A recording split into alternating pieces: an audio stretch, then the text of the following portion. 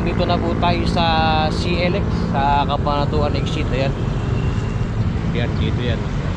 Nakikita nyo yan. Kaya nyo para tanda English yan. So ito, ginagawa mukhang sisimentuhin na dahil sabi po ay by July matadaanan na po ito. Ayan. May mga equipment. Ay yung pahon. Tapos ito, dudugtungan daw ito ng tulay. Yun ang sabi sa ano. So magpapalipad po tayo ng drone para makita natin yung condition po doon sa taas. Okay, at babalikan ko kayo mamaya. So isi-set up muna po natin itong drone na yan. Yan, papalipadin po natin ngayon yan. Ang ating drone po ay DJI Mini 3. So wag po sana ang ulan na yan. Problema natin, maraming ibon dito. So dito lang tayo magpapalipad na malapit sa natatanaw ko. Okay, at babalikan ko po kayo.